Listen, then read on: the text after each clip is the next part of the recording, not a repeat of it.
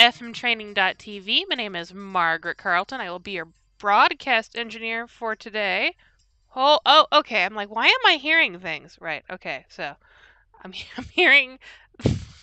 Sorry, I had a moment where I was hearing the music double on my support machine, which I use to track all your questions, and I did not realize the sound was up because I recently changed this machine out for a newer one because it can no longer run the most recent version of FileMaker. With that respect, y'all should probably upgrade if you haven't upgraded the most recent version of FM already. Anyway, we're here to talk about the wonderful FileMaker platform. Let's bring up the schedule to do it. So we're currently technically in the middle of a basically FileMaker training for beginners series. We are going to be having probably another, let's see, another week of this, 2 weeks of this, and then we'll be wrapping up right before Engage hits, which is the FileMaker Developers Conference. Richard is going to be doing a Q&A today, but Richard is currently flying down to Texas to get ready for the Engage conference. And he's physically flying himself. So initially he wasn't going to fly, but then the weather cleared up this morning, so he left like way later than he intended to because, um, weather's weather doesn't care what you're doing; it does what it wants. So as a result, we got Kristian to slide in wonderfully and thankfully for this last minute Q&A. Kristian has been with us for many, many years. I remember you from fairly early on. How many years you worked for RCC now, by the way? I think about 11. I started in right before version 14 was released in 2014, I want to say. Yeah, that tracks. I remember reading you around, like I would have been a teenager. Anyway, which is wild to think about.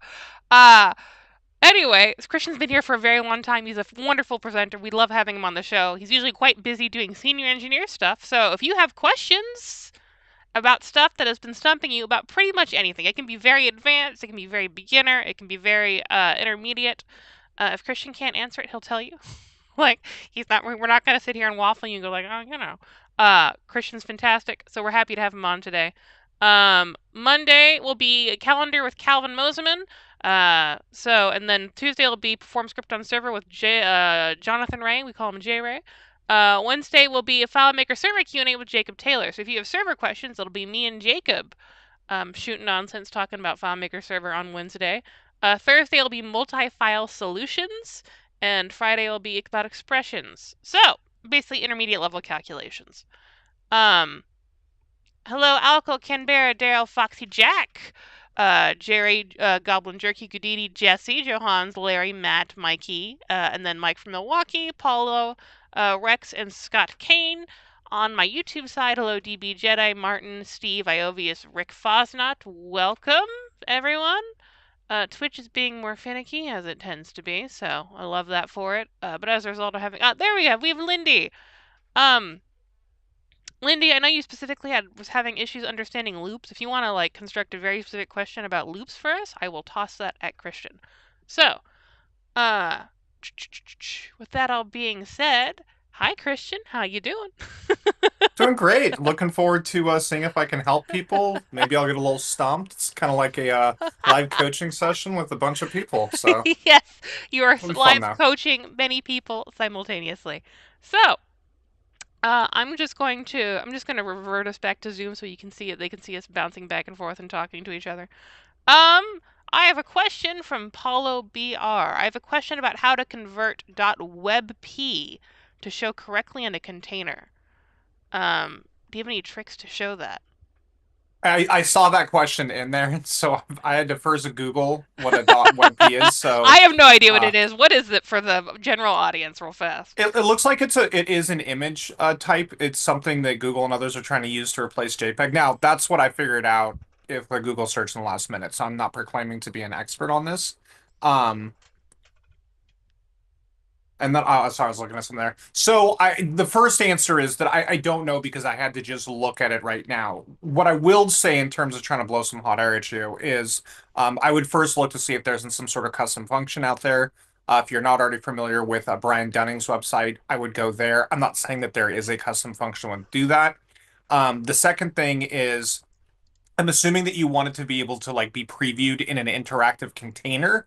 Um, I am a little leery of doing that. That has started to bite me in the butt so much over the years. What I will often do now, and I don't know that it really solves your problem, Paulo, is I'll just have the icon or something in there, and then I have a button to preview it, and it basically exports it, and on export, it opens. And you can save to the temporary path. This will typically open any file format, but I've never played around with a WebP, so I'm not sure if Preview on a Mac or something or Adobe on Windows would open that, but that would be one method. But that's not really solving what you're looking for. So right off the bat, you guys may have stumped me on one there. Because I actually don't know how to do that because I've not done it before. I will say this sounds kind of similar to an issue that Richard and I had with HEIC, HEIF formats, which you HEIC and HEIF does not show universally across all kinds of computers. For Windows, you have to download specifically something that allows those to show visually in containers. Try getting your not technically competent customers to download something specifically so they can see their own images. It doesn't it doesn't work. So often the answer is that you have to convert it. With So that was sorry. The one other answer I was going to give that's really complicated, and Margaret, I want you to jump in on this if you have something, is you can convert them. The method that I'm familiar with doing it though is using JavaScript. It's not necessarily like a simple solution. It's something I could demo for you guys right now. The last time I had a client with this situation come up, I always present things like this to my clients all the time. Like, hey, I love solving problems. The problem that you have is going to take me some time to solve. How worth it is it to you? And they elected to just prohibit those image types. So I know that you can. There are JavaScript libraries out there. I haven't done that myself, but it sounds like you have maybe done that, Margaret. Similar-ish, like I said, HEIC, HAF, technically different. It's a Mac format or an iOS format, I believe, instead of a Windows format. We used the Monkey Bread plugin. Uh, Basically, MBS. So, there's a way apparently to do it through JavaScript. I don't know if you can specifically convert WebP with MBS. I will say that you could probably send Kristian Schmitz an email about it, and he would go hunt that down for you to see if you could do it.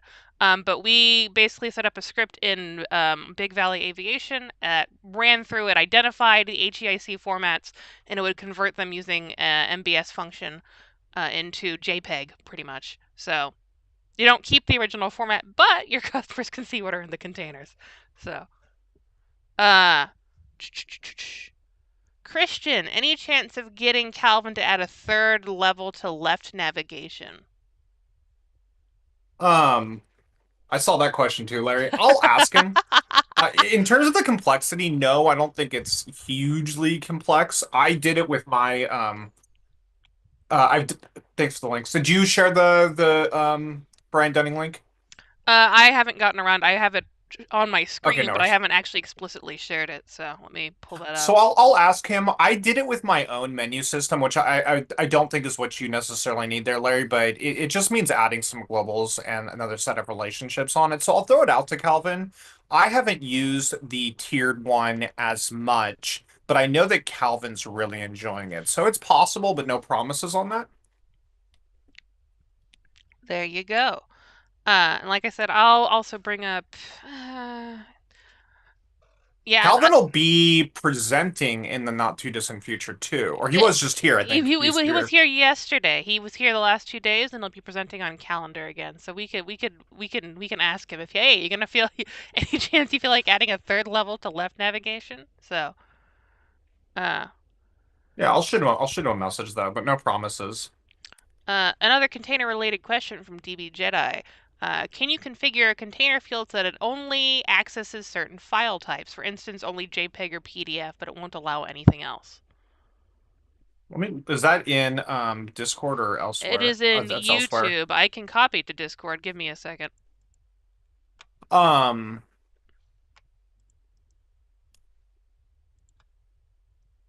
I mean, what I have done before is I have a process for them to go and upload it. So rather than them just dragging and dropping it, I'll have a script. And so we can evaluate what it is that they're trying to drop in to limit them. The client that I mentioned earlier about this, they were actually going through the web and then we were importing it from the web into FileMaker. So in the web portion, we just prohibited them from dropping it in there. Um, you could add a script trigger on the container itself. Let me take a glance at that. Can you configure your container field so that it Can only contain certain file types, for instance. Yeah, you know what you might even be able to do? I'll share my screen. I'll Let me stop sharing actually mine. let me get a test file going first. And then let's see. I don't know if I have an image tab on my desktop, but we'll take a look. You are good. Good questions, by the way, Uh, people. Thank you. no, Link. containers right off the bat. I was like, let me throw some web viewer questions in too, and then you guys can really stump me. Okay, Look, so we'll it's share always my. the stuff that people have problems with. It's going to be containers Yeah. and web viewers. Okay, so again, I think I would be more inclined to do this with a script, but what is going on here? Okay, there we go. So we've got this table here. I'm going to go ahead and add a container.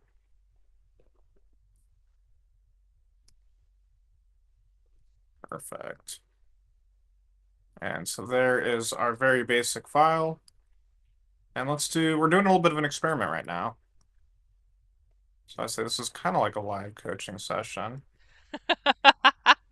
I mean, you really weren't far off the bat when you said that. Yeah, no The only worries. person you can hear is me.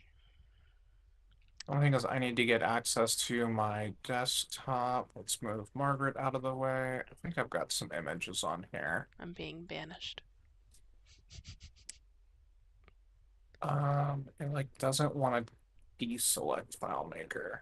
Now it doesn't want to deselect Zoom. Don't you love computers having mini tantrums? Well, it's the resolution, so I don't even know if you guys can see my toolbar, but I can't access the part of my toolbar that will show my desktop icons. Oh, So I'm sorry. it's okay. It's just live streaming challenges. So I just need to get to my Finder, but my computer is not working properly.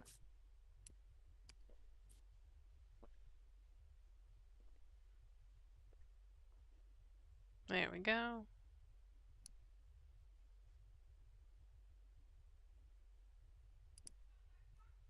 Let's make this a little smaller.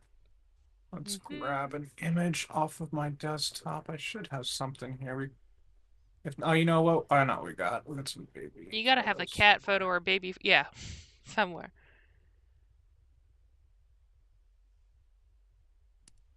And we'll put a. All right, Ah! so we got Cheers. baby smiling, and let's take a look at the data viewer here real quick. If you're doing this with something that's stored external versus internally, how you get the file type changes? But we're just gonna wow. We're gonna take a look at this container. And you can see on the end there we can see that HEIC. Now, I may have a handy custom function. If I can remember the name of it off the top of my head, though. File extension. I think that's what I want.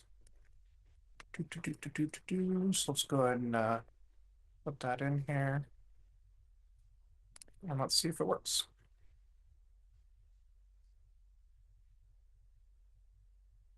Perfect. So I've got a custom function. I'm just kind of saving a little bit of time here.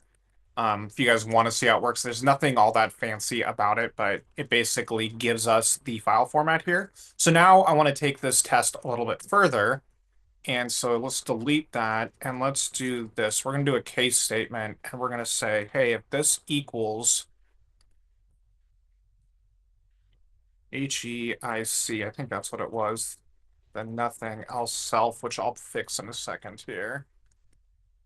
Perfect. That's what I want. So I'm going to copy this. I'm going to monitor that. I'm going to go over here. And if this works, I'll go back and I'll go a little slower because I know I'm kind of just flying around right now. Right now, you're trying to like figure it out in the first place and explain it Yeah. retroactively. Yep. Will this work? And again, I'd be more inclined to do this with a script, but now you've sparked my interest. Okay. The challenge has been laid. So let's see. So we're going to try to put smiles back in. And it didn't. So let's slow down now for a second and take a look at what's going on there. Okay, so first we've got this custom function here, as I kind of showed you guys, which I can share or I go get the raw text. and I'll show you what it's doing. But my guess is many of you in here might be able to, well, let's grab this. So this is a fun for those of you who are on the oh yeah, let's 1 second. Let's disable that custom that calculation and throw this back in so that we can evaluate this. Okay. So for those of you who are new, I know that we were doing some beginner type stuff recently. This is actually a fun little challenge. See if you can't figure out how to just get that text.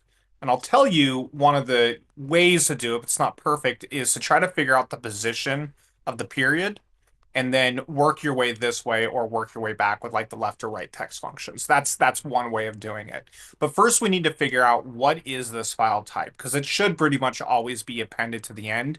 And again, what you get here will look different when it's stored external to the file versus internal to the file. I can't remember if my custom function does it, but I'm pretty sure it grabs both of them. And so now that we can figure out just what the extension is, then we can start deciding, you know what, I don't want, if I go back to that question, for instance, so that it only has JPEG or PDF, but nothing else. So let's write it that way. Okay. So we're going to say, hey, if this equals, oh, and I had that written. Oh, I can't see my equal symbol. Sorry about this, guys. I'm normally in dark mode. So some of my characters are invisible, but that says equals.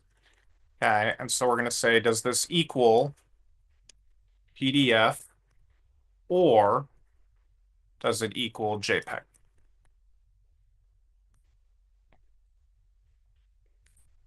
Perfect. I'm like double checking my spelling because that is my weakness. And in here, I can't put self, but in the managed database, you can. So I'm just going to kind of leave this as a 1, and this is going to be empty. So this empty or clears the field. This is going to retain the value. Keep the image. So I'm going to copy this, get rid of that. And again, you could put this in a script, but we're also just going to go here into manage database, and you can actually put self calculations on the container. This would probably be one of the ways that you try to fix Paulo's issue. I just don't know the WebD one off the top of my head that he had asked. So in this case here, I was saying, hey, if it's HIC, then clear it out, else keep it.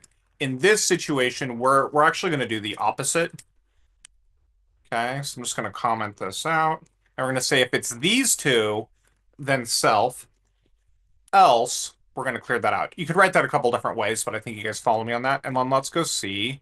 And then you need to make sure this is unchecked because you're putting the image in there. And then this is actually, it is replacing the existing value with nothing or itself. So we say, okay. Now, part of the reason I wouldn't do it this way alone, and I'll tell you that in a second. Let's see if this still works.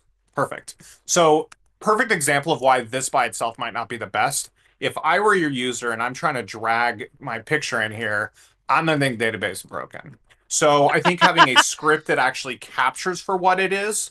So like we could do this one other way. I don't want to take all of our time up on this, but import. And so we're going to, I think I still have that stuff in the data viewer. Perfect. So we're going to go over here. Oops, let's call this image validate. If. And we're going to do something a little interesting here. If it's one of those, then we're going to do 0, which is basically valid. And then 1 is invalid. I know that seems like maybe the opposite. But the reason for that is we're going to go here and we're going to set the field to nothing. Same thing that the self-calculation is doing. You might even leave that on there. But more importantly, we're going to give the user some custom dialog.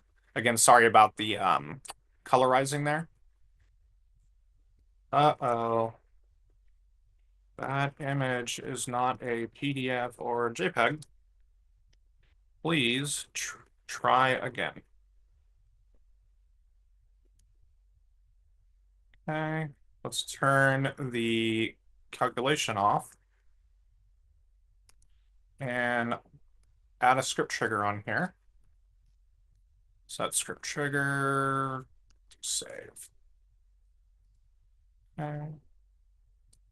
Might need to add a commit, but let's go try KJ again. And that one totally worked. So let's delete that. Commit record, yeah.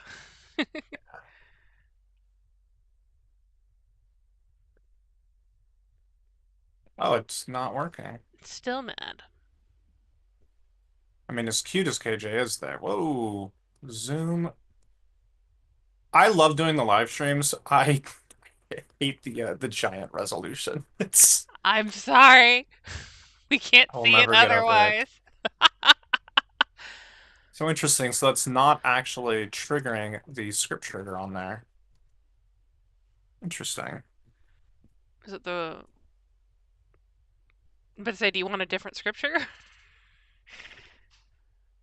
When in doubt, do them all and then work backwards. But we're going to delete poor KJ again.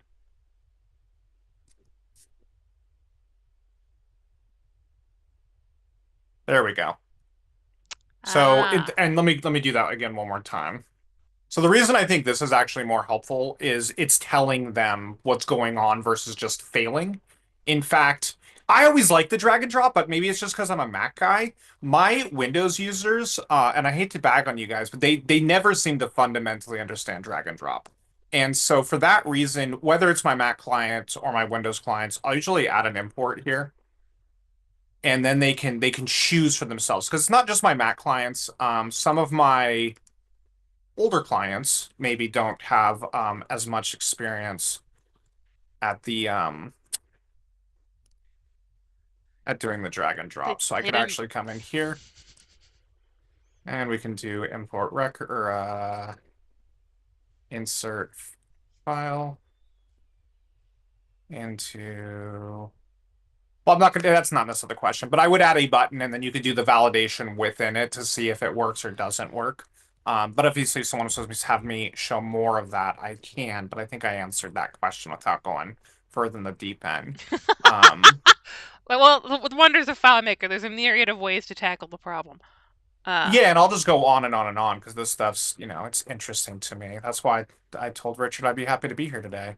What's next over there though? Because rather than me going off in my own curiosity, maybe someone has a real question that I can answer. we have an FM15 question, so brace yourself. Using Okay, file, Lindy, which has been awesome. She's been watching many of our streams. Using sure. FM15, importing information from 5 separate database files into one to create an agency demographic report. Is there a way to stop the font from changing to a temporary font that gives me all squares rather than the Arial font that is used for entering the data defined by the field? Is there a better font to use for data entry that doesn't change to a temp file? I want to make sure I understand the question. So I'm I, copying it I get over. the part that there's 5 files moving into a single file. I think if I understand the question, what she's saying is that she's losing her font when it comes over, and that's the issue. But I feel like I might be slightly misunderstanding. Using FileMaker 15, importing information from said data to create one agency.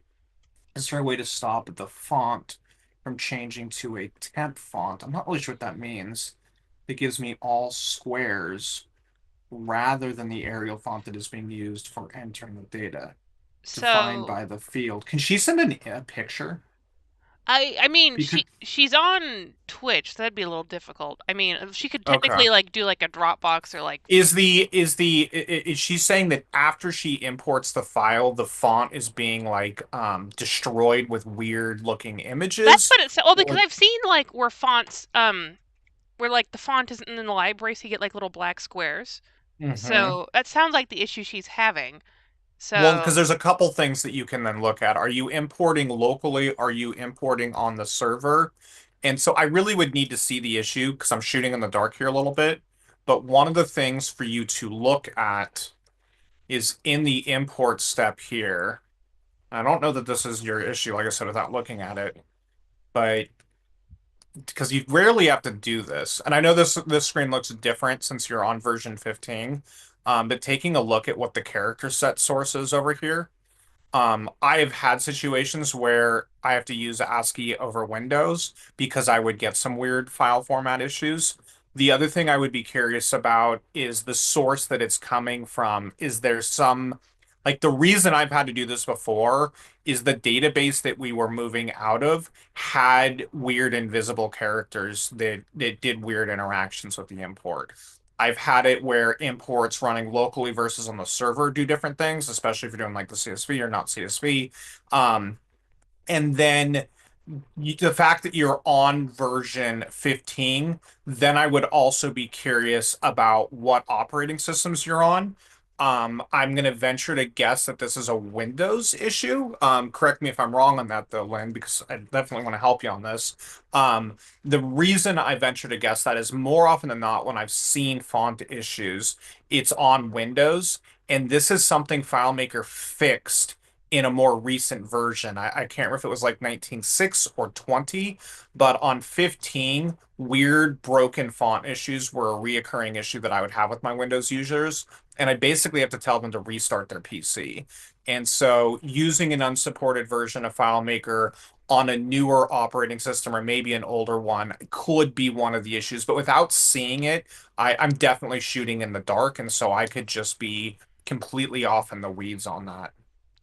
Lindy says there she's importing locally. We have 5 sites and they each send me their file and then I locally import it. So there's no And server. when it gets to the source, is the data all jumbled up? Is that what the issue is? The font changes. Yes, it's weird after importing. She's on Windows 11. Uh, See, so, and I don't know if FileMaker 15 is not supported on Windows 11. Um, it's uh, kind of like you're using an old with the new. I'm not that's the first thing I would be really suspect of. The only way that you could test it. Like I don't know if you can still download a trial, but I would download a trial of the newer version of FileMaker and see if you have that issue or not. That would at least rule out that it's just a version issue that you're going to be kind of hosed on. Otherwise, I would be curious to try to analyze the font that it's coming from and what font is it coming from. she said Arial font. Like, is there a specific Arial font you're using or just Arial Arial? should be fine. Like, right, that's Arial and right. Helvetica. Sorry, go ahead. Oh no, you're fine. No, I was just saying that Arial and Helvetica, like you were saying, are like pretty standard issues. So it's not like you're using a weird font. And to go back to the heart of her question, if you wanted to use a standardized font that shouldn't be changing anything, I would use Helvetica because it's standard across Windows and Mac. But Arial should be fine. The fact that the data is getting messed up like that, and I see Paulo made a comment about we're having problems with accents importing with the wrong character type. So I would first try experimenting with these options in here to see if you get a different outcome. And all you have really is to mess around with these two. I mean, the Macintosh one wouldn't necessarily hurt, and see if you get a different result. The other question is if you're on version 15, I'm wondering how old those files are that it's coming from. Um, and if something has changed in so the fonts are stored in the operating system. And so, like, I've had clients who use custom fonts, and we actually have to install them on the computer. But most of the font issues I have revolve around Windows on the older version of FileMaker. And I'm assuming just restarting it doesn't work. The fact that importing breaks it says to me that it's most likely that there's either some hidden characters in there or to try tinkering around with this. I'm assuming it's FileMaker to FileMaker, and so the when you're choosing the import type, is this going to be an FMP FileMaker profile? That's the other part of it is like what source is it coming from? So these choices here interact with these choices over here. And I've had weird font issues and most of the time it's been fairly difficult for me to identify. I'm curious if it happens in all the records or just some of the records. If it's just some of the records, I would go to the source file and take the field that has the issue and put it in a text editor like Visual Studio to see if there aren't some other characters in there that aren't coming up. For those of you who are new to intermediate, I think most of the experienced people would be familiar with this. I keep using the term invisible characters. So there are characters that you can put into fields that we can't see, and they're very hard to detect. And so if you hold down like the command and option keys on your keyboard, you can make some interesting things come out of the keyboard. In fact, one of the ways that we sort valueless, because they're alphanumeric, you can't change that, is there is some demo files out there that put those invisible characters in the front, and you basically control the sort order through those. And so I'm suspect of that, or you just have a broken font file, but that can be attributed to the older file having a font that's somehow not in it. Especially if these were created in a really old version of FileMaker on a really old version of Windows, and now you're going to a newer version. Um, Again, my biggest, I hate to be the to focus on this, but I'm very suspect of it being 15. So the first thing I would try to do is download a trial of a new version and see if that doesn't resolve the issue or not. Okay. Is that helpful, Lynn? Lindy says your answers are helpful. We're considering upgrading. Some follow-up information to your questions was it is FM15 to FM15, and it happens in all records. She's importing all the records, and it happens in all fields. I Okay, have restarted, and that's a sometimes it good answer. helps. Sometimes it helps. So the fact that it's in all of them is actually good news. That means that you're not hunting for like a needle in the haystack. It's bad news for you because everything is broken. The fact that you said restarting works, I would, if you were my client, the first thing I would do is try a new version of FileMaker because I've run into this weird font issue so many times on Windows when I was dealing with versions 14 through 19-ish. That would be the first thing. And then reach out to support. You can always follow up with us too. Yeah, hopefully that is helpful to you, Lindy. Like I said, she's had some really interesting questions because we she's not the Yeah, only person and who watches definitely who has. definitely try messing around with this. I just don't want to oversell it. And I maybe that's not the most helpful, but I would basically rerun the import either using Windows or ASCII. I'm guessing you're doing Windows right now. See if ASCII does something different. Hmm. You could try changing the font on the source files, but I'm not really convinced that. I mean, I would try it if other things started to fail. Okay, so we have some other questions. I'm going to do the WebDirect question and then the container questions. WebDirect question: how do I change to a layout in other files in the same browser window? How do I change So you want to to jump another? to a layout in a different file in the same browser window, like go to what's the perform script in a different So file?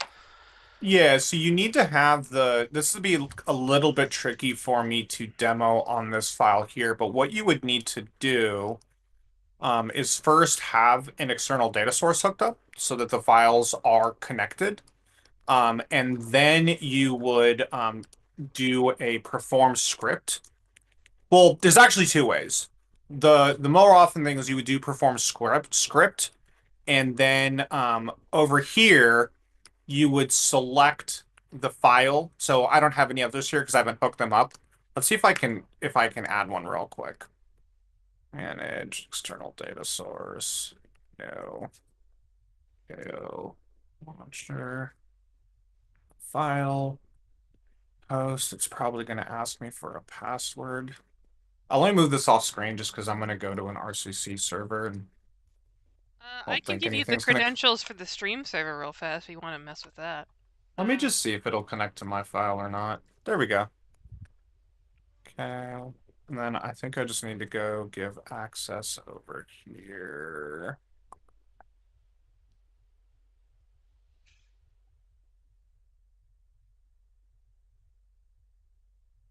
Oh, checkbox is turned off. That makes it easy. Come back over here. So now if I do, I can choose KO Launcher, and let's just choose code bits and do oops, turn import off. And then we're going to come over here. We're going to change code bits to do something useful. Exit script. Go to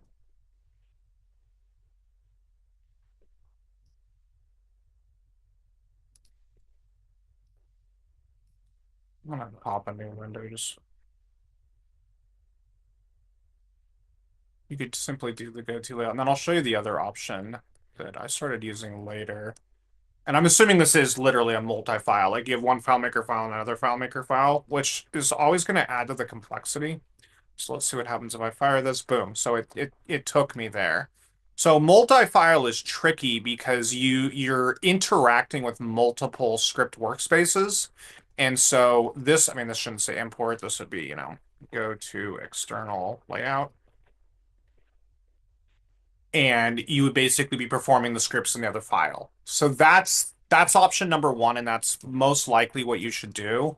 The other thing that you can do, you guys are really getting me on my toes for this. Da, da, da. Let's do this. I got to go to manage database. This is something I figured out later, and I do like this option. So I'm going to come over here and I'm going to add a TO. We're going to call it KO. And we're going to choose launcher, and I'm going to choose system. I'll just choose time clock. Okay. So now I've got this TO from my launcher file. Okay. And so now I can say okay, and I can make a new layout called launcher, and I can base it off of KO. Yeah, no, here's the problem with this though, is while it is based on that TO, I actually have to rebuild the layout. So if you want to go to a layout in another file, yeah, you basically want to perform a script in it. Um, of course, I just closed my demo file, which I've done before. Does that answer your question? I'm trying to find the test file again. Hopefully that answers it, Paulo. But yeah, on WebDirect, that'll automatically swap. You won't see two windows; they'll just be in the same window. I mean, I only did a new window because I didn't actually need what my launcher was on right there, and I wasn't sure that it would take over this file. Yes, no, Um, absolutely. Yeah. Let me well, I can just delete this later. Do you say there's a WebDirect question? Oh, that was the WebDirect. Okay, cool. That Yes. that what's next up? Looks like we're starting to get some questions flowing in. Oh, yes, no, And we have. I'm getting more warmed up.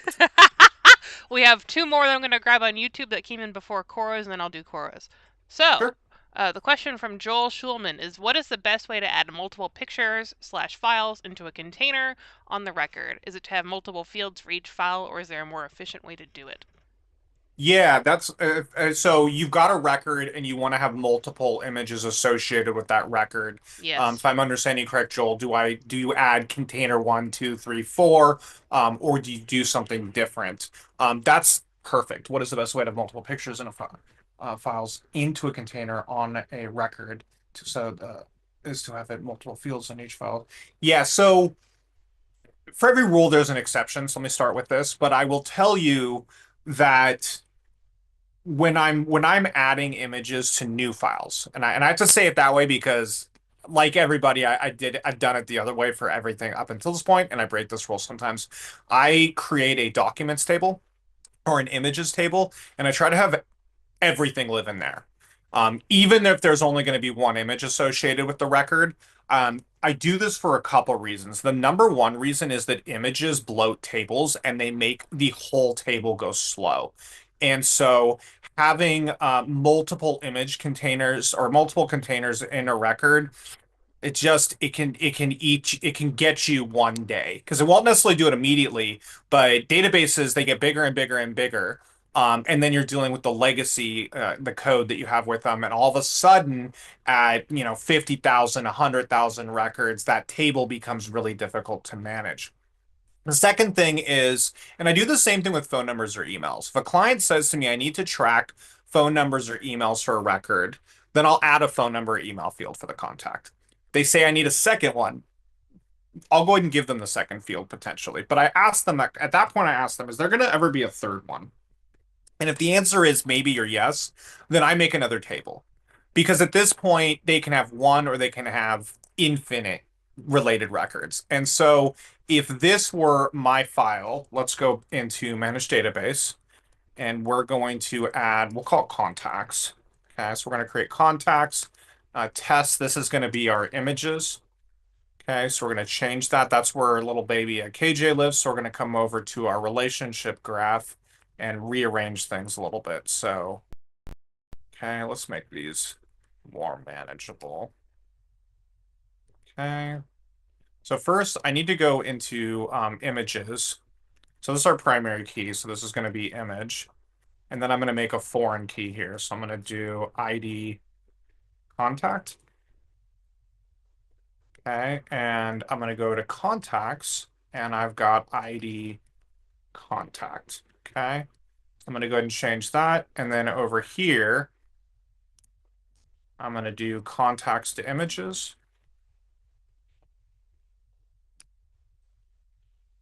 based on ID contact. And you know what? Why don't we even just have a create and delete option turned on? So we've got contacts, contacts to images. Oh, yeah, it's at the bottom because it's not sorting by what I would expect it to. And I'm going to do create and delete. The create, I'll show you why that's useful for today. The delete, if you guys are new, I would be very, very, very leery of using this. But the idea is that anytime I delete this contact, all the images associated with it would get deleted, especially because, again, those can sit and bloat. One caveat on this is I mentioned that when you deal with images that are external to the file, the name is different. For those of you doing production level development, you should basically always, always, always have this set to external. Having this stored internal, if you're not familiar with it, is going to increase the size of the file itself, whereas this will create a folder next to the file and all the images go into it. What I like to tell my clients is that databases are a lot like people. The bigger that we get, the slower that we tend to move, and images are a great way to fill that up really quickly. So turn this on. I'm not going to do it right now because I don't want it on my desktop. I'm going to say OK, and then let's go to that new layout that just got created. Okay, so this is our contacts layout. And assuming that a vertical display of the images is adequate for you, Joel, then you can have really something simple like the contact info up here. So contact info.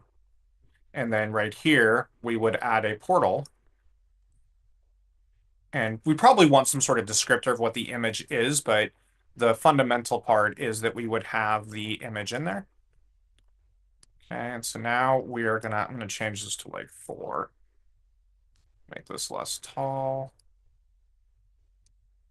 And now let's see, we just make that 3.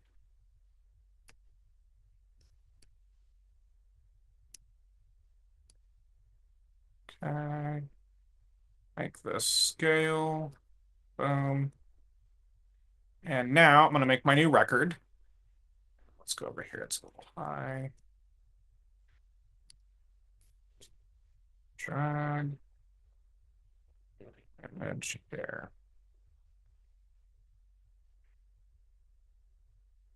Okay, so now we can bring baby KJ over again if I can find him. I got some other pictures. So we can be like, here we go. I want to show pictures of the baby. And so I can, continuously add as many photos as I want to here. The challenge would be if you don't want them just displayed vertically, that's still doable. And maybe you only want one image displayed. There's slightly fancier ways of doing this, but you can just get rid of the portal. And now you'll only ever have the one image associated with it. Now, I don't want to get too never mind.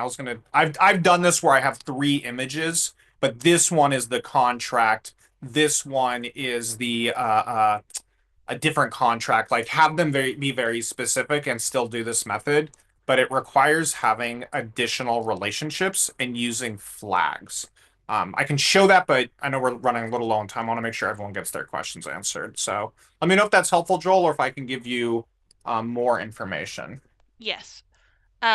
Next question from DB Jedi. If you have a list of values that will not change but are in pairs, can that be done in a value list or would that have to be a table?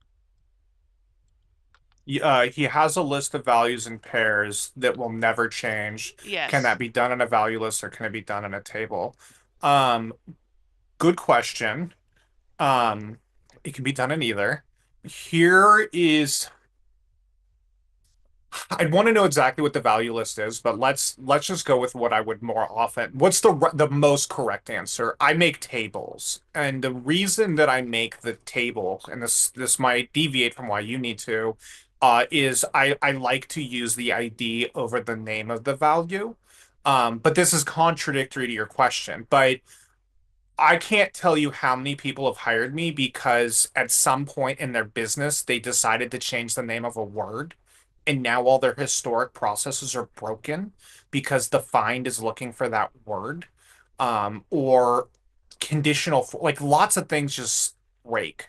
I actually spent about like 4 hours this morning on a customer's financial report to identify that at some point their business logic changed and a value list is not accounting for something that got added to it.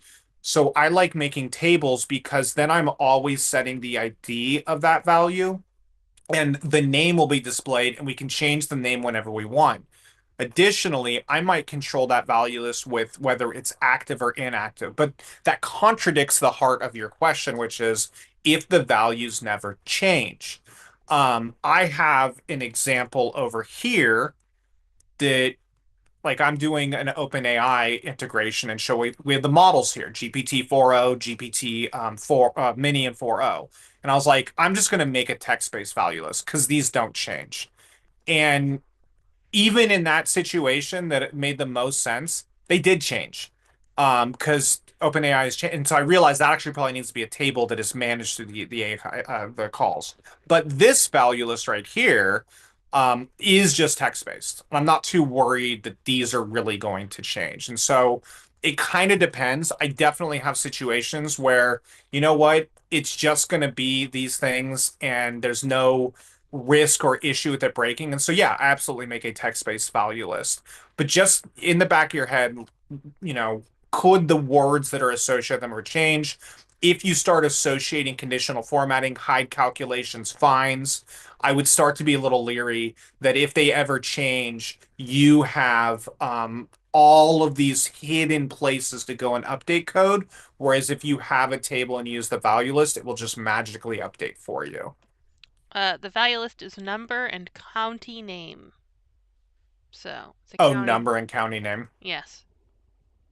For things like that, I do tend to make a table just because there's a lot of them. But you could just have the text-based value list. Um, without knowing anything else about it, I would do a table. The only time, this maybe is helpful to you, maybe not. For the text-based ones that I mentioned, they're generally short. If it's really long, I will tend to make a table. Part of the reason I make a table is that while I may not know how that's going to tie to other things in the future, it may. And so maybe one day you want to have a relationship where you can look at things from the perspective of the counties. Having the county ID is useful. Counties don't really often change name, but I think that it is possible. I know that city streets and cities have, on rare occasions, changed names. So I would lean towards the table, but I wouldn't die on that. uh, so we have a question from Cora, which comes with a picture. So I am going to read it out loud, but you probably want to scroll up and look at it in Discord. Is there a way to create a portal that would show only the next record after the current record? I am currently trying to make an interface that shows fields of the current record and almost like a recipe card thing. And on either side, the same recipe card, but a little smaller, shows the previous and next records. The previous and next record cards are buttons that cause the corresponding record to load up as the current record, and the current record's previous and next records show up on either side. Makes sense. Um, yes, there is. I'm trying to think on the spot the easiest way to do that. It's like a launchpad solution. Um, I'm curious how you're creating the records. When you're creating the records, if this is something like a recipe, you can probably create a value. I oftentimes call it sort or order, and I'll show you an example of what I mean. So over here, I'm just going to make a field in contacts, and I'm going to call this sort. And it's a number field. And you can add logic to this. You can set it with a script, but I'm going to do something really kind of basic here, and I'm going to do get record number. Okay. And I'm going to add this field on screen so that you can see it. So it's blank on this one. So I'm just going to force a 1 in there, and then I'm going to make a new record 2, 3, 4, so on and so forth. Okay, so now we know that the order that things should go on. We can figure out the number that we're on, and we can logically figure out the next one. So I could come over here and I could do a global. And let me start by saying there's probably a couple ways to do this. Um, for those who are watching, I'm torn between using a master detail or just doing a relationship, but I'm going to do this for now. So I'm going to do a gsort, okay, and I'm going to make this a global. Okay, and over here, I'm going to make a new relationship from contacts to contacts. Let's make these nice and symmetrical to each other.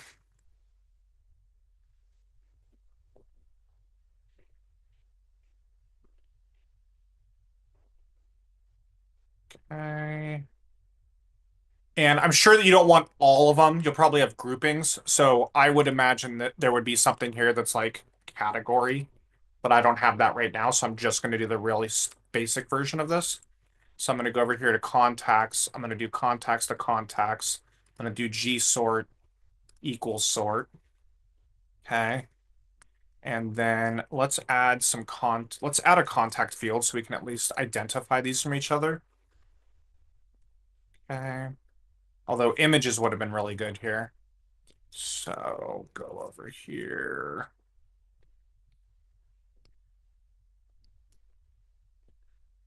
Let's go back. So the first one is going to be KO. Then we're going to have Mards. We're going to have Larry. And then we're going to have Cora as this. Yeah, we're going to have Cora. Okay. So now we are going to make our portal. I know you've got it left to right. I'm just going to do it on, well, I'm going to do it left to right. Just move this out of the way. So now we're going to add our portal over here. And actually, we don't even need a portal because you only want to see one record. So we're going to do name.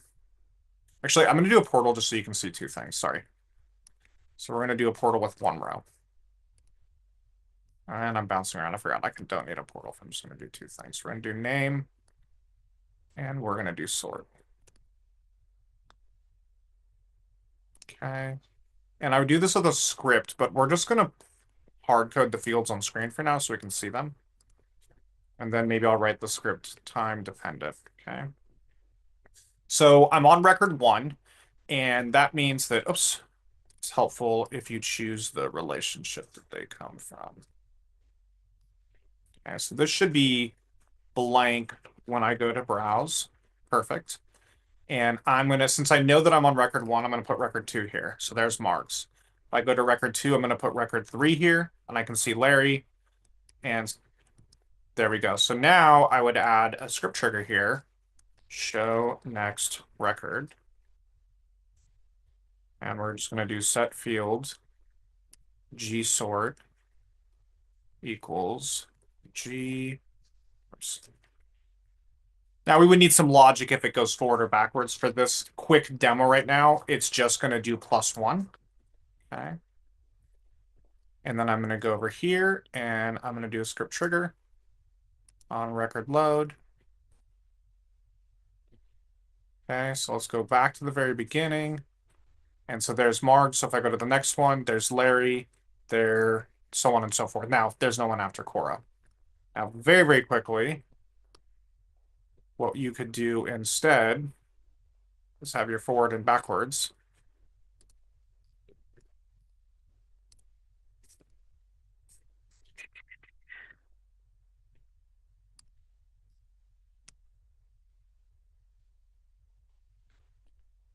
Okay.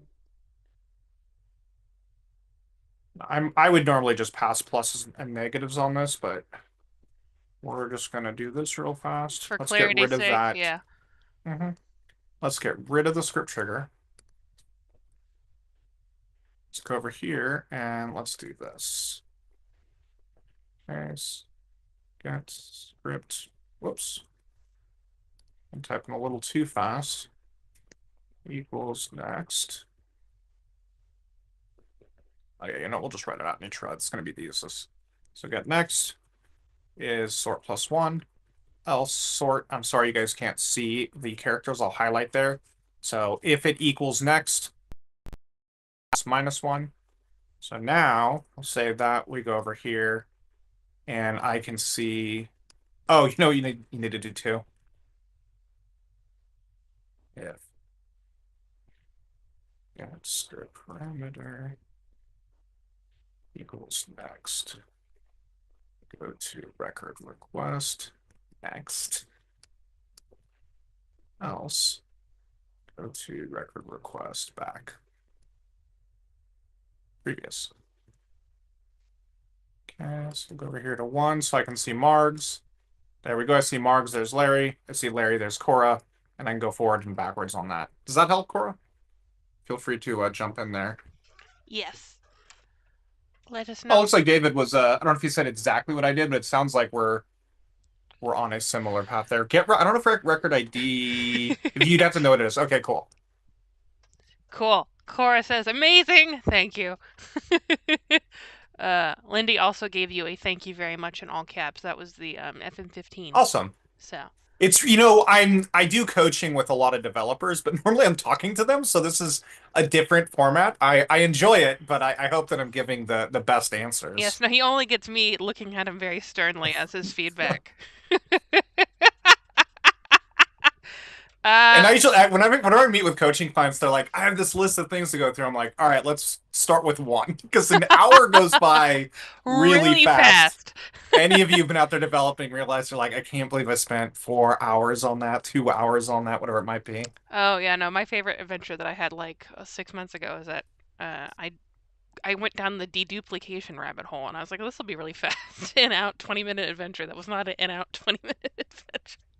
Anyway, And then yeah. David's right. You could set up like, let's say they all have a shared category. You would still Mhm. want to sort the relationship by sort, but you could get the keys and increment that way too. That'd be a little harder for me to show off really quickly right now, but that's what I want to say. And is you guys will hear people say all the time, there's several ways to solve this.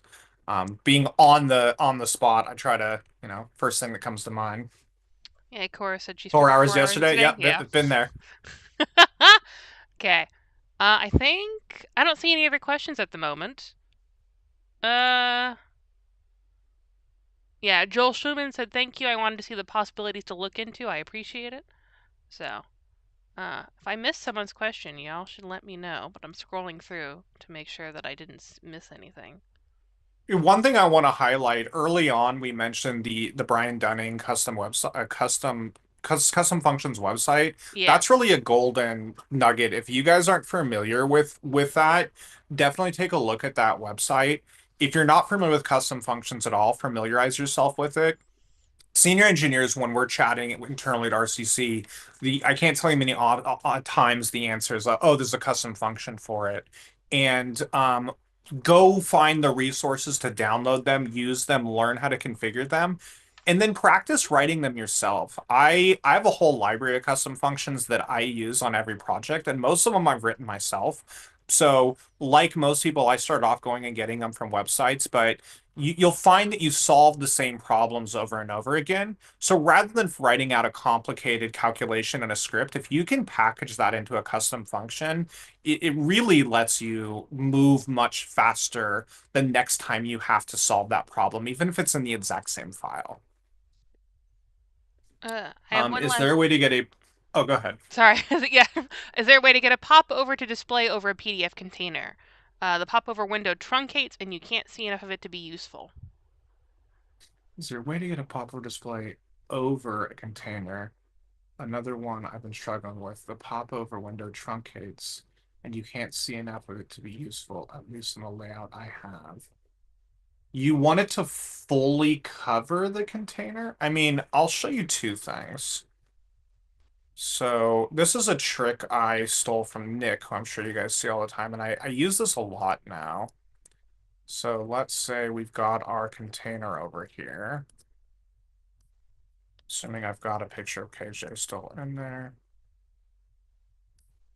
I've got a different answer for you too after that. So I'm going to come over here and I'm going to make a button, and it's going to be a single step, and it's going to go to object. Can't even see my screen. And it's going to go to pop over. Okay. Open. And I can put this wherever I want to. Now I'm going to make the popover. Did she share a picture? She Let me did. look at that real quick. Great. I love pictures.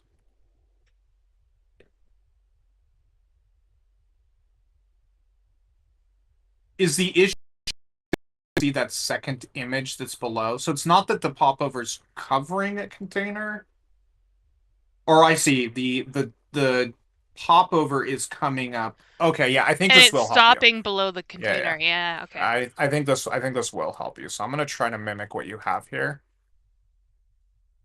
Okay. Let's make this smaller and wider.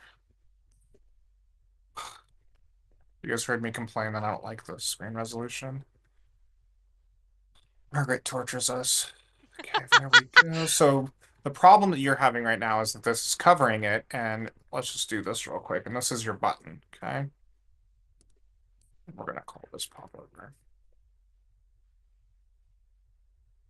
And so, oops, get rid of this, but we're gonna put some text in here. Useful info. Okay? And so it looks to me that when you click on this, it's covering that, if I follow you right. But you want this button right here because it's the most effective place to have it relative to this. So what you do instead, let's open this up, position this wherever you want it. I'm going to put it actually here. And then you take this button. And again, all this button is a go-to object. And the object is popover. So I've named this popover. Sometimes it's useful to put like an _1 because you could have more than one popover. And now when I go over here and I click on it, it's down there. And so this is really useful because I can put the popover wherever I want and control it with this button over here to actually close it. So, and you wouldn't have this say anything, or what you would do is a hide calculation of 1. Okay, so a lot of times when I do it this way, again, copying what I saw from Nick, I'll have these be some kind of like weird color. Oh, it's terrible looking. But again, just to draw attention to it, because it's otherwise hidden. And then the other thing that Nick does that I like with this is you notice that there's like that um, kind of bubble. You're like, that's weird. So you come over here and take this and make it invisible. Get rid of the border, all of that. Okay. That did not get rid of the. There we go. And then you can make a rectangle in here. For time's sake, I'm just going to make my text object have a background. And so that we can see it contrast against everything. This looks ugly, but see that? So now I can just have these things pop up. The other thing you can do is a card window. I thought you wanted it to actually cover it, but it sounds like you actually don't want it to cover it. So hopefully that is helpful in answering that question, and highly recommend this to you guys. In fact, let me jump back over to my clients file real quick and I'll show you. I use this a lot. So over here, I've got a menu, and that menu has our buttons in it. So like many of you, I used to just put like all my buttons across the header, and then you run out of space and they're disorganized and people, you're hunting for buttons. So now I really like to have all of them recessed into a menu, and you can make this thing forever get longer. You can rearrange them. And the feedback I've gotten from my clients is like, hey, it's really easy to go and find it. Now, this one actually I think is just a straight popover, but most of the time, I don't know if I can switch to a file quick enough. It will use that method. And the cool thing is you can have the popover and the button be exactly lined up. Like this one, I don't like how it is just coming up directly underneath it. But instead, you can have it kind of go over. Have a good one, Larry. It was good to see you. Okay. So, are custom functions available to all databases? Yes. I think you have to And go oh, go ahead, ahead. sorry. No, I was like, well, don't you have to like add them to the database file? Like you Oh, yeah, yeah. So custom functions are like scripts in a database, like valueless in a database. So you'll notice in this brand new file, I only have the custom function that I brought over. So in this window right here, I can make a new custom function, which I almost never write them directly into there. I do it in the data viewer and then bring it over. But often you have some sort of file that you work on. And so I go to that one. So here's my custom functions. And so like I've got a whole slew of functions that I use. So get parameter, where's my PSauce ones? You can see I have a lot. So I'll grab all these, copy them, just Command C or Control C, come over here, do file manage, custom functions, and you can paste that in.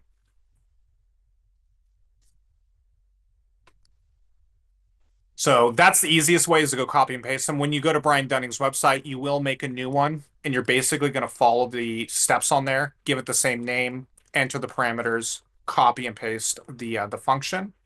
And I think that sometimes, like many of the things in FileMaker programming, it seems like it's all magical as to what it's going on.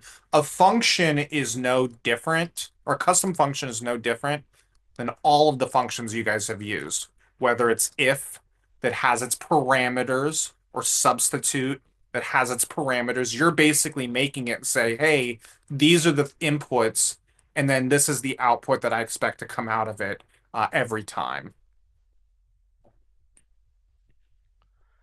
Okay. So thank you. And then sorry, I was Yeah. busy processing like different. You're good, and I figured the runway was in sight too. If there's any other questions, I can answer them quickly. But I know it's Friday; people are probably getting their drinks ready. I got my yerba mate, but Yeah. I'm ready for a Moscow Mule. I have one more I'm going to toss at you, and then you are free to Hmm. go and to be free from having light mode enabled on your computer at a crappy screen resolution. No, Uh, no worries. I have a calc field where the whole expression is a call to a single custom function. When I modify the function, FileMaker does not automatically recalculate the fields. I have to manually edit the calc value and then manually re-edit to go back to the real value. Is there any way to configure FileMaker to do this automatically? Yeah, so I want to. I think I understand exactly what they're saying, and I've run into a couple issues related to this. So let's open manage database, and I think what the person is saying is that they have a field in here that's well, we'll just make a calculation field. Oops.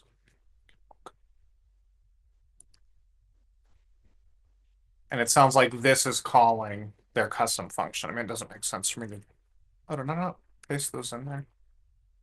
I must hit cancel. So let's do this. Oh, we'll still do it in here. That's fine. Get file extension. And then I don't think I have the container in this table, but it'd be something like your calculation is just pointing to a custom function. The problem is that it's not updating when you want it to. So in order for a calculation, or what you might have saw me start to do initially there is do a text field, and then I'll do a self calculation here, or whatever the calculation might be. So file extension. Let's do this actually. Sorry. Let's make a real one. File extension. I cannot type. And we can make that a calc. So we're going to change that. And we're going to do file extension. And we're going to do the container. Okay. Make this text.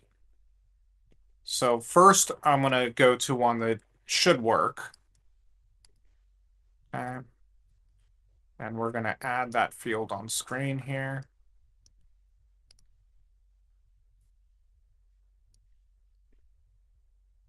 And we'll do a new record, and we'll go find another baby picture. Drop that in here. And, oh, do I still have a calculation on this? Yes, I do.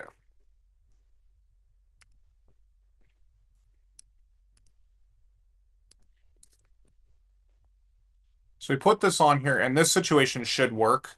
And the reason that that's working is the way that our calculations, whether they're calculations or self-calculations work, is when something in here changes, they trigger. And so if nothing is changing, nothing will update it. And I think that that's the problem the person's describing. And so here is something that I also stole from Nick that I have found to be useful in a variety of ways. I'll make a field called trigger. Okay. And then we'll go over to file extension. Okay, that is the exact problem. So I'll make a let statement. Now, I don't know what your level of experience is. I think that let statements, let's not do that. That's probably going to be too scary. Let statements are really overwhelming for a lot of new people. It is my favorite function, hands down. It's like writing a script in the calculation engine. But perfect, you like let. So we're going to do a let field here. And what we're going to do, actually, I'll go ahead then and I'll use my shortcut. But we can ignore most of what's on here. Okay. And up here, I'm just going to call this trigger, and I'm going to add that trigger field. Okay. It's not used for the calculation. It's just used to trigger the calculation. And then result, which is what I want this to be. Do I have two equals there? Yeah. Let's see if I fix that one more left. So now when you need this to update, because in your case, there probably isn't like a container field that you're dropping something in, so it's not updating. What you need to do is figure out when that thing needs to update and set trigger to 1. So I'll show you this. So I'm going to say OK. I'm going to say OK. And I'm going to add trigger over here. Okay, we're going to go to browse. We're going to delete this. Oops. Perfect. And I'm going to put a 1 in here. And it triggers it. So if you know when it is that this should be updating, that's all you do. You go run 1. Now, what's really cool about this is maybe you're like, well, I have a whole bunch of records I need to run it on. Then what you do is you write a script update. You go to the layout, ideally a developer layout. I don't have any in here right now. You do some sort of find or show all records. Just be careful to show all records, how many are in there, but this runs pretty darn fast. And then you do replace field contents, trigger with a 1. And now, like, let's see, I think we actually have a handful of images in here. So let's do this. We're going to delete all of them. Perfect. And then let's go run this. And now they've all been updated to that HEIC. So hopefully that's helpful to what you have on there. There's another trick. Just one last thing. I know we're near the end here. Is maybe you go, well, Kristian, I don't know if when I could set trigger. I do know that if the record gets modified, I want this to update. So usually we have some sort of like modification timestamp or time modification, or so then you could go in here and instead of the trigger being the trigger field, it can be modification timestamp. Time stop modic. There we go. So now this will be harder for me to. I'm going to change this to wipe the field out. So we're going to go here to file extension and set it to nothing. Okay.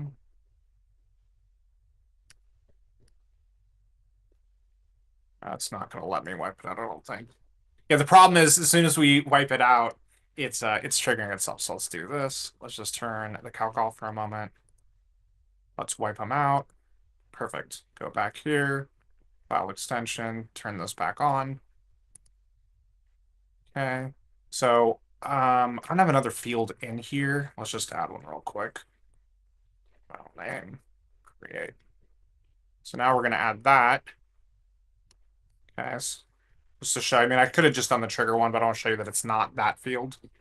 So now I come over here and now it updates. So those are two different ways to kind of accomplish the same thing.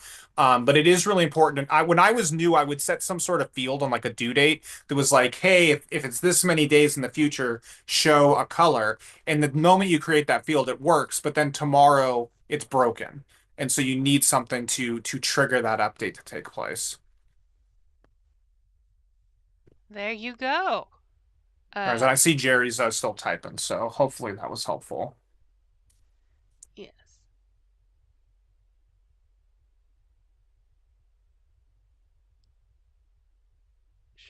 Thank Okay. you.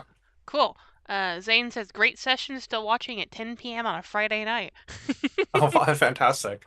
I Thank you. delayed going disc golfing to come here today, so I must like all of you guys. Cora, I've never seen anyone solve problems so fast. Yes, the wonders of senior engineers, honestly. Yeah, Talk practice, practice, practice. seriously. And Kristian is fabulous and a great presenter. So, with that being said, I'm going to free you now. Thank you so much, everyone, for coming. We greatly appreciate it. Thank you so much, Kristian, for presenting. And thank you all for your questions. I will see Yeah. you Monday. Bye Thanks, bye. everybody. I have to click the right button first. There we go.